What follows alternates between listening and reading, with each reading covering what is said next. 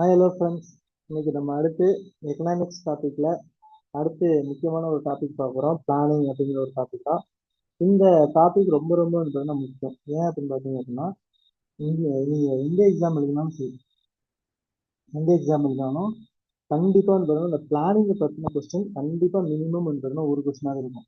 நீங்கள் என்ன எக்ஸாம் வேணுமா இருக்கலாம் அப்படிங்களா, லைக் யூபிஎஸ்சியாக இருக்கலாம், யூபிஎஸ்சியாக இருக்கலாம், எஸ்எஸ்சி, ரயில்வேஸ், எனிவே நீங்கள் என்ன எக்ஸாம் எழுதினாலும் கண்டிப்பாக வந்து பார்த்தீங்கன்னா இதுலேருந்து கண்டிப்பாக வந்து மினிமம் ஒரு கொஸ்டினாவது வரும். அது டிபெண்டான எக்ஸாமை பொறுத்து வந்து பார்த்தீங்கன்னா அது மாறுபடும். ஓகேங்களா? ஆனால் கண்டிப்பாக நீங்கள் உங்களுக்கு ஒரு கொஸ்டினாவது வந்து பார்த்தீங்கன்னா இந்த டாப்பிக்லேருந்து பார்த்தீங்கன்னா எந்த கொஸ்டின் எடுத்தாலும் உங்களுக்கு கண்டிப்பாக இருக்கும். ஓகேங்களா?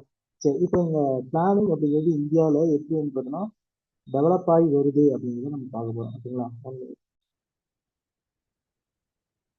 1928, ஓகேவா? 1928 சொல்றத விட ஒரு விஷயம் நமக்கு தெரிஞ்சுக்கணும். 1929 டு 1930 இந்த ஃபினான்சியல் இயர்ல பார்த்தீங்க அப்படின்னா வேர்ல்டு ஃபுல்லாகவே இருந்ததுன்னா ஒரு மிகப்பெரிய ஒரு எக்கனாமிக் கிரைசிஸ் அப்படிங்கிறது அதெல்லாம் வந்துச்சு உலகம் ஃபுல்லாகவே. இப்போ எப்படி நமக்கு கோவிட் டைம்ல எப்படி இருந்ததுன்னா ஒரு பெரிய எக்கனாமிக் கிரைசிஸ் உலகம் ஃபுல்லாக வந்ததோ அதே மாதிரி வந்து பார்த்தீங்கன்னா 1929 டு 30 வந்துச்சு. அப்போ எல்லா நாடுகளும் அதில் எக்கனாமிக் கிரைசிஸில் மாட்டாங்க எக்ஸப்ட் ரஷ்யா. ரஷ்யா மட்டும் அதில் வந்து தப்பிச்சிட்டாங்க. எப்படி தப்பிக்கிறாங்க, இதுக்காக எப்படி தப்பிச்சாங்க அப்படின்னா அவங்க நாட்டில் மட்டும் 1928 அந்த நாட்டோட பிரசிடண்டா இருந்த ஜோசப் ஸ்டாலின் என்ன பண்றாரு அப்படின்னா 1928 5 இயர் பிளான் அப்படிங்கிற ஒரு கான்செப்ட் வந்து இம்ப்ளிமெண்ட் பண்ணிடுறாரு. 5 இயர் பிளான் அப்படிங்கிற கான்செப்ட் இம்ப்ளிமெண்ட் பண்ணிடுறாரு. அதனால அவங்க மட்டும் வந்து தப்பிச்சிடுறாங்க. அதுக்கப்புறம் தான் எல்லா நாடுகளும் ரியலைஸ் பண்றாங்க. என்ன பண்றாங்க அப்படின்னா அப்போ எல்லா நாட்டுக்கும் வந்து பிளானிங் அப்படிங்கிற ஒரு கான்செப்ட் தேவை அப்படின்னு சொல்லி ரியலைஸ் பண்றாங்க. அதுக்கப்புறம் தான் எல்லா நாடுகளும் பிளானிங் அப்படிங்கிற ஒரு கான்செப்டை கொண்டாடுறாங்க, இந்தியாவிலையும் கொண்டாடுறாங்க. ஆனால் இந்த டைம்ல 1930 அதை இம்ப்ளிமெண்ட் பண்ணாங்க. 1930 அப்படிங்கிறது நமக்கு பிரிட்டிஷ் ரூல் வந்து பார்த்தீங்கன்னா இருக்கு. அதனால அதை நம்மளால இம்ப்ளிமெண்ட் பண்ணல. பட் ஆனால் 1930s அப்புறம் இந்தியாவிலையும் அந்த பிளானிங்கான அந்த சஜஷன்ஸ் வந்து பார்த்தீங்கன்னா எல்லாம் ஆரம்பிச்சிருச்சு. அது எப்படி டெவலப் ஆகி வந்துச்சு பிஃபோர் 1947 இந்தியா இண்டிபெண்ட் ஆகிறதுக்கு முன்னாடி எப்படியெல்லாம் டெவலப் ஆகி வந்துச்சு, என்னென்ன மாதிரியான பிளானோட சஜஷன்ஸ் வந்து வந்தது அப்படின்னா எவாலுவேஷன் ஆஃப் பிளானிங் அப்படிங்கிற கான்செப்டை நம்ம பார்க்க போறோம். ஓகேங்களா? சரி, ஓகே.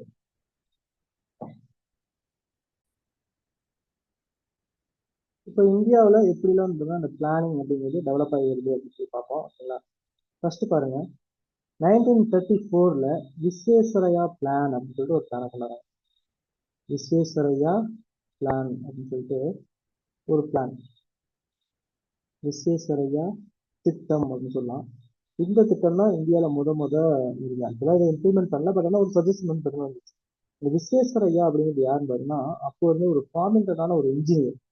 ஓகேவா? இந்த விஸ்வேஸ்வரையாவோட பர்த்டே இந்த விஸ்வேஸ்வரையால இவரோட பர்த்டேவை தான் வந்து பார்த்தீங்கன்னா நம்ம என்ன செலிப்ரேட் பண்ணிட்டு இருக்கோம் அப்படின்னு பார்த்தீங்கன்னா நேஷனல் இன்ஜினியர்ஸ் டே செலிப்ரேட் பண்ணுவோம். அங்கே நிறைய பேர் வந்து பார்த்தீங்கன்னா இன்னைக்கு இன்ஜினியர்ஸ் இருக்கீங்களா, அந்த இன்ஜினியர்ஸ் டே அப்படிங்கிறதுனா இவரோட பர்த்டே தான் செலிப்ரேட் பண்ணுவோம். அந்த இன்ஜினியர்ஸ் டே என்ன அப்படிங்கிறத மறக்காம கமெண்ட் பாக்ஸ்ல கமெண்ட் பண்ணுங்க. ஓகேங்களா?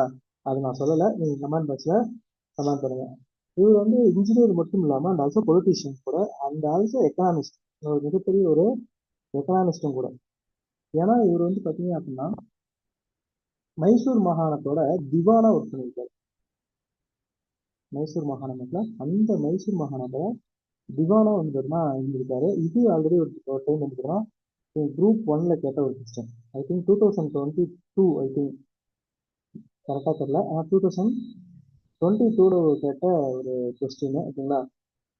விசேஷராயா அப்படிங்கிறீங்கன்னா எந்த மாகாணத்தோட திவானா வந்து இருக்காங்க ஒரு கொஸ்டின் கேட்டிருந்தாங்க. ஓகேங்களா?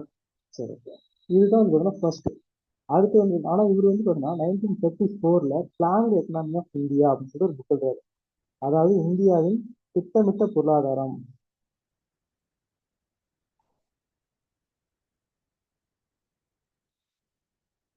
இந்தியாவின் திட்டமிட்ட பொருளாதாரம் அப்படின்னு சொல்லிட்டு ஒரு புக் எழுதுறாரு. அந்த புக்கில் தான் இந்த 10 இயர் பிளான் அப்படிங்கிற அந்த கான்செப்ட் வந்து பார்த்தீங்கன்னா சஜஸ்ட் பண்ணுறாரு.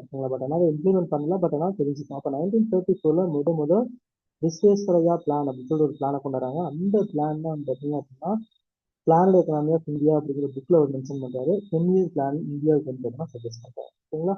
இதுதான் பார்த்தீங்கன்னா இந்தியாவில் முதல் பிளானிங் அப்படிங்கிற அந்த ஒரு கான்செப்டுக்கான ஒரு ஆரிஜின். ஓகே, அடுத்து நெக்ஸ்ட் வந்து பார்த்தீங்க அப்படின்னா 1938 ஜவஹர்லால் நேரு அவங்க கொண்டு வந்த பிளான். இது ஆக்சுவலாக நம்ம என்ன சொல்லலாம் அப்படின்னா காங்கிரஸ் பிளான் அப்படின்னு சொல்லலாம். காங்கிரஸ் திட்டம் அப்படின்னு சொல்லுவாங்க. இந்த காங்கிரஸ் திட்டம் அப்படிங்கிறதுனா 1938 காங்கிரஸோட ஆனுவல் மீட்டிங் வந்து நடக்கும். அதாவது ஆனுவல் செஷன் வந்து நடக்கும். அப்போ 1938 ஐஎன்சியோட பிரசிடெண்டா இருந்த, அதாவது இந்தியன் நேஷனல் காங்கிரஸோட பிரசிடெண்டா அப்போ வந்து பார்த்தீங்கன்னா யார் இருக்காங்க அப்படின்னா சுபாஷ் சந்திர போஸ். அவர் தான் 1938-39 இந்த 2 வருஷத்துக்கும் ஐஎன்சியோட பிரசிடென்ட். அந்த சுபாஷ் சந்திர போஸ் தான் என்ன பண்றாரு அப்படின்னா நேஷனல் பிளானிங் கமிஷன் அப்படின்னு சொல்லிட்டு ஒரு கான்செப்ட் வந்து பார்த்தீங்கன்னா கொண்டு வரணும் அப்படின்னு சொல்லி சொல்றாங்க. இந்த நேஷனல் பிளானிங் கமிஷன் அப்படிங்கிற ஒரு அமைப்பை உருவாக்குறாங்க 1938. யாரோட தலைமையிலும் பார்த்தீங்கன்னா ஜவஹர்லால் நேருவோட தலைமையில். அதனால இந்த கமிஷனுக்கு ஹெட் வந்து யாருன்னா ஜவஹர்லால் நேரு தான் இருப்பார். அவரோட தலைமையில அவரோட சேர்மன்ஷிப்ல இந்த சுபாஷ் சந்திர போஸ் வந்து பார்த்தீங்கன்னா கொண்டு வராங்க. கிட்டத்தட்ட அந்த பிளானிங் கமிஷன்ல வந்து பார்த்தீங்கன்னா அப்போ வந்து பார்த்தீங்கன்னா 15 மெம்பர்ஸ் இருந்தாங்க. 15 மெம்பர்ஸ் கிட்டத்தட்ட 29 சப் கமிட்டிஸ் இந்த மாதிரி நிறைய கமிட்டிஸ் எல்லாம் போட்டு இருந்தாங்க. ஓகேங்களா, இவங்க வந்து பார்த்தீங்கன்னா இந்த இந்தியாவுக்கான பிளானிங் அப்படிங்கிற அந்த ஒரு விஷயத்த கொண்டு வரதுக்கு நிறைய பிளான் பண்றாங்க. அது மாதிரி நிறைய ஒர்க் பண்றாங்க. அவங்களோட ரிப்போர்ட்டும் வந்து 1941 கொடுத்தாங்க. ஓகேங்களா, பட் ஆனால் என்னன்னா இந்த டைம்ல 1938 1940s இந்த டைம்ல இந்த அவங்க அந்த எக்கனாமிக் பிளானிங்க்கு போட்ட எஃபோர்ட்டை விட இந்த டைம்ல நமக்கு வந்து பார்த்தீங்கன்னா ஃப்ரீடம் ஸ்ட்ரகிள் வந்து பார்த்தீங்கன்னா பயங்கரமா போயிட்டு இருக்கு. இந்தியா வந்து பார்த்தீங்கன்னா விடுதலைக்காக வந்து பார்த்தீங்கன்னா பயங்கரமா போராடுறாங்க. அதனால அவங்களுக்கு ஃப்ரீடம் ஸ்ட்ரகிள்ல தான் அதிகமான ஃபோக்கஸ் இருந்தது. இல்லை, இந்த எக்கனாமிக் டெவலப்மெண்ட் எக்கனாமிக் பிளானிங் அப்படிங்கிறதுல பெருசாக வந்து பார்த்தீங்கன்னா அவங்களால டைம் ஸ்பெண்ட் பண்ணவே இல்லை. ஓகேங்களா, ஆனாலும் அவங்க என்ன பண்ணாங்க அப்படின்னா இந்த நேஷனல் பிளானிங் கமிட்டியை பர்ஃபெக்டாக வந்து பார்த்தீங்கன்னா ரன் பண்ணி அவங்களோட ரிப்போர்ட் முதல் கொண்டு வந்து பார்த்தீங்கன்னா 1949 வந்து பார்த்தீங்கன்னா சப்மிட் பண்ணாங்க. 1949 ரிப்போர்ட்லாம் வந்து பார்த்தீங்கன்னா சப்மிட் பண்ணாங்க. இதுலயே வந்து பார்த்தீங்கன்னா நிறைய கமிட்டிஸ்லாம் இருந்துச்சு. Poster committee, planning development department, advisory planning கமிட்டின்னு நிறைய கமிட்டிஸ் இருந்துச்சு. அந்த அளவுக்கு நம்ம போட்டதில்லை. பட் ஆனால் 1938 நேஷனல் பிளானிங் கமிஷன் அப்படின்னு சொல்லி உருவாக்குறாங்க. Under the chairmanship of Jawaharlal Nehru. At the time சுபாஷ் Chandra Bose was the president of the Congress. ஓகேங்களா, இது மட்டும் வந்து நமக்கு தெரிஞ்சுக்கிட்டா போதும். அடுத்து நமக்கு இந்தியாவில் என்ன பிளானிங் வந்தது அப்படின்னு நம்ம பார்க்கலாம். ஓகேங்களா, அடுத்து வந்து பார்த்தீங்க அப்படின்னா நெக்ஸ்ட் பிளான் இந்தியாவில் வந்து பார்த்தீங்கன்னா அடுத்து வந்து பார்த்தீங்கன்னா பிளான் என்ன அப்படின்னு பார்ப்போம். அடுத்து பம்பாய் பிளான் அப்படின்னு சொல்லிட்டு ஒன்று கேட்பாங்க. அதாவது பம்பாய் திட்டம் இந்த இயர் ஆஃப் 1940. ஆக்சுவலாக 1938 சஜஸ்ட் பண்ணி அதை கொண்டு வரும்போது 1940 வந்து கொண்டு வந்தாங்க. இந்த பம்பாய் திட்டம் கிட்டத்தட்ட 8 முக்கியமான இண்டஸ்ட்ரியலிஸ்ட். அப்போ பம்பாய் மாகாணம் மிகப்பெரிய மாகாணம். முக்கியமான இந்தியாவோட எக்கனாமிக் கேபிட்டலே இருந்ததுன்னா பம்பாய் தான். அப்போயும் சரி இப்போவும் மும்பை தான் இந்தியாவோட எக்கனாமிக் கேபிட்டல். அதனால நிறைய வந்ததுன்னா இன்வெஸ்டர்ஸ் எல்லாமே வந்ததுன்னா மும்பைல தான் இருப்பாங்க. அப்போ 1940s இந்த டைம்ல ஒரு முக்கியமான 8 இண்டஸ்ட்ரியலிஸ்ட் 8 தொழிலதிபர்கள் சேர்ந்து இந்த பம்பாய் பிளான் அப்படின்னு சொல்லிட்டு ஒன்று கொண்டு வராங்க. ஓகேங்களா, கிட்டத்தட்ட இந்த பிளான் வந்து பார்த்தீங்கன்னா ஒரு 15 இயர்ஸ்க்கான இன்வெஸ்ட்மெண்ட் பிளான் அப்படின்னு பார்க்குறாங்க. 15 வருஷத்துக்கு பம்பாய் மாகாணத்துல இன்வெஸ்ட் பண்ணி 15 வருஷத்துக்கான இன்வெஸ்ட்மெண்ட் பிளானா வந்து இதை கொண்டு வராங்க. இது நல்ல ஒரு பிளான். ஓகேங்களா, அந்த ஆக்சுவலாக வந்துன்னா ஆல்ரெடி நம்ம பார்த்த 2 பிளானோட இந்த பிளான் பர்ஃபெக்டாக வந்து இந்தியாவில் எக்கனாமிக் டெவலப்மெண்ட்டை அடுத்த ஸ்டேஜ் வந்து கொண்டு போனதே அப்படின்னா இந்த பம்பாய் பிளான் அப்படின்னு சொல்லலாம். ஓகேங்களா, ஏன்னா இது வந்து பார்த்தீங்கன்னா சக்ஸஸ்ஃபுல்லான ஒரு பிளான். இந்த 8 இண்டஸ்ட்ரியலிஸ்ட் தான் இப்போ நம்ம சொல்றோம்ல டாடா ஃபேமிலி, ரத்தன் டாடா ஃபேமிலி இருக்கோம்ல அவங்க டாடா, ஜெயாடி டாடா அவரோட பேரு ஜெயாடி டாடா, ஜிடி பிர்லா. நம்ம ஆக்சுவலாக என்ன சொல்லுவோம் அப்படின்னா ஏதாவது ஒருத்தவங்க ஏதாவது பண்ணாங்கன்னா ஒன்று அவங்க நினைப்போம் ஆமா இது பெரிய டாடா பிர்லா அப்படிம்போம். பட் ஆக்சுவலாக டாடா அப்படிங்கிறவங்க வராங்க, பிர்லா அப்படிங்கிறவங்க வராங்க. இவங்க ஒரு ஃபேமிலி, இவங்க ஒரு குரூப்பு, இவங்க ஒரு இண்டஸ்ட்ரியலிஸ்ட், இவங்க ஒரு இண்டஸ்ட்ரியலிஸ்ட். ஓகே, அப்போ அந்த டாடா, ஜிடி பிர்லா, அதுக்கப்புறம் பார்த்தீங்கன்னா ஜான் மாத்தாய், அர்பேசரி தலால், இந்த மாதிரி நிறைய வந்து ஒரு 8 பேர். ஜான் மாத்தாய், இந்த ஜான் மாத்தாய் தான் இந்தியாவில் ஃபர்ஸ்ட் வந்து மினிஸ்ட்ரி ஆஃப் ரயில்வே மினிஸ்டர் இருந்தார் first after independence. Railway minister அந்த ஜான் மாத்தாய். அதுக்கப்புறம் வந்து பார்த்தீங்க அப்படின்னா அர்பேசரி தலால் அப்படின்னு சொல்லிட்டு ஒருத்தர். சரிங்களா, அத்வைசரி, தலால். இவர் இந்த மாதிரி கிட்டத்தட்ட ஒரு 8 முக்கியமான இண்டஸ்ட்ரிஸ் சேர்ந்து இந்த பம்பாய் பிளான் அப்படிங்கிற ஒரு கான்செப்ட் வந்து பார்த்தீங்கன்னா கொண்டு வந்து அதை வந்து பார்த்தீங்கன்னா சக்ஸஸ்ஃபுல்லாகவும் வந்து என்ன பண்ணுறாங்க.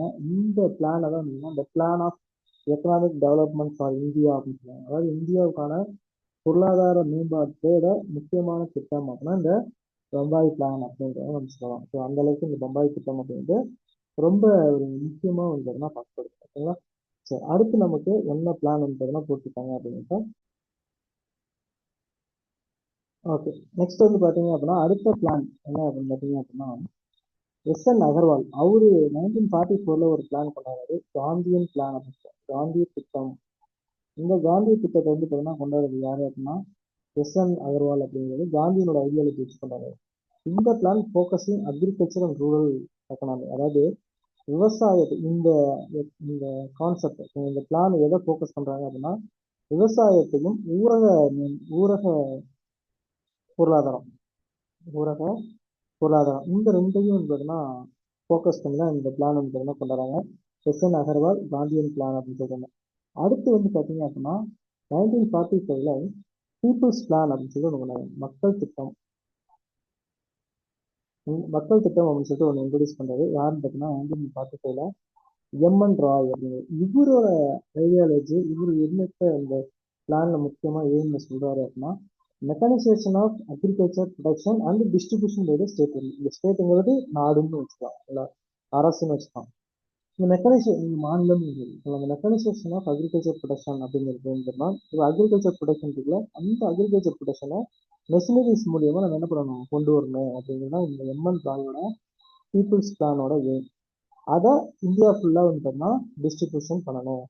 அதாவது அக்ரிகல்ச்சர் ப்ரொடக்ஷனில் மெக்கானைசேஷனை வந்து பார்த்தீங்கன்னா கொண்டு வரணும் அப்படிங்கிறது தான் இந்த எம்.என். ராய் பிளானோட முக்கியமான ஒரு அப்ஜெக்டிவ். அந்த எய்மாக வந்து பார்த்தீங்கன்னா சொல்கிறேன். இந்த எம்.என். ராய் அப்படிங்கிறது நமக்கு தெரியும். எம்.என். ராய் அப்படிங்கிறது முக்கியமான ஒரு கம்யூனிஸ்ட் லீடர். அது சொல்கிறோம் 1925 கம்யூனிஸ்ட் பார்ட்டி ஆஃப் இந்தியா அப்படிங்கிற பார்ட்டி உருவாக்கும் பொழுது அந்த ஒன் ஆஃப் த முக்கியமான இம்பார்ட்டன்ட் ஃபவுண்டிங் ஃபாதர்னு நம்ம சொல்லலாம். இன்னும் சொல்லணும்னா கம்யூனிஸ்ட் பார்ட்டி ஆஃப் இந்தியா உருவாகிறது முக்கியமான காரணம் இந்த எம்.என். ராய். இவர் தான். அதே மாதிரி இந்த எம்.என். ராய் இன்னொரு இடத்துலையும் நம்ம பார்த்துருக்கோம். வாழ்க்கையில எம்.என். ராய் தான் the person who recommended Constitution Assembly for India at the very first time. இந்தியாவில் ரொம்ப முதலா இந்தியாவுக்குன்னு கான்ஸ்டியூஷன் அசம்பிளி வேணும் டிமாண்ட் பண்ண முதல் பர்சனும் இந்த எம்.என். ராய் தான். இது எல்லாமே நம்ம ஆல்ரெடி பார்த்துருக்கோம். ஓகேங்களா. இதையும் வந்து எக்ஸ்ட்ரா பாயிண்ட் நோட் பண்ணுங்க. அடுத்து 1950 ஒரு பிளான் கொண்டாடுறாங்க. ஜே.பி. நாராயணன், ஜெயபிரகாஷ் நாராயணன் சொல்லுவோம். அந்த ஜெயபிரகாஷ் நாராயணனோட அவரோட ஐடியாலஜில அவர் கொண்டாடுற பிளான் தான் சர்வோதய பிளான். இந்த சர்வோதயா பிளான் அப்படிங்கிறது வந்து பார்த்தீங்க அப்படின்னா ரெண்டு பேர்த்தோட ஐடியாலஜி வந்து பார்த்தீங்கன்னா கொண்டாடுறாங்க. ஒன்று காந்தி ஐடியாலஜி, இன்னொன்று ஆச்சாரியா வினோபாவை.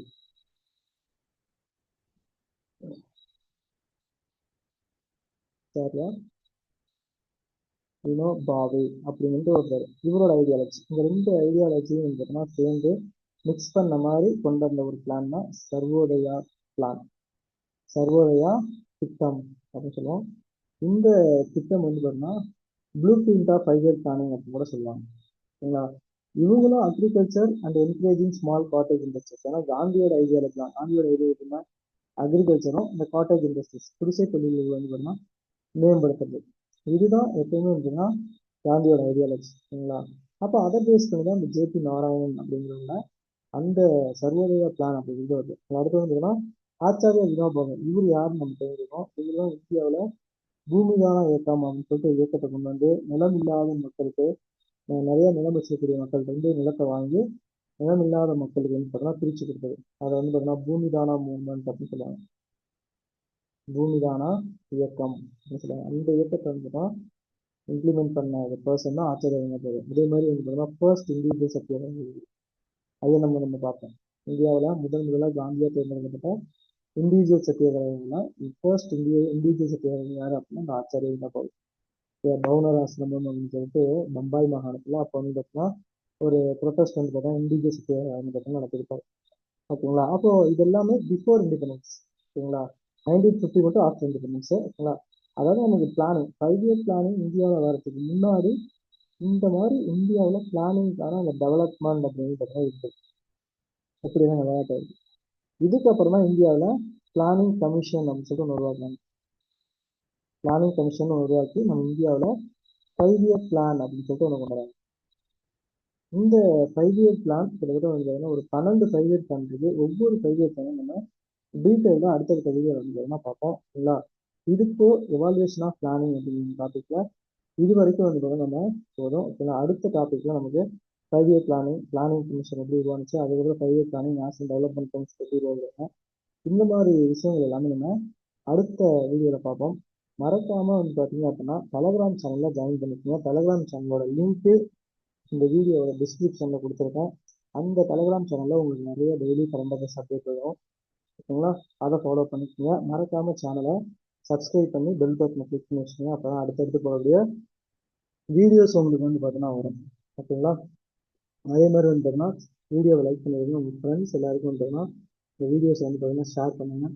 அடுத்த வீடியோவில் வந்து பார்த்தீங்கன்னா சந்திப்போம். Thank you to all. Thank you. Bye.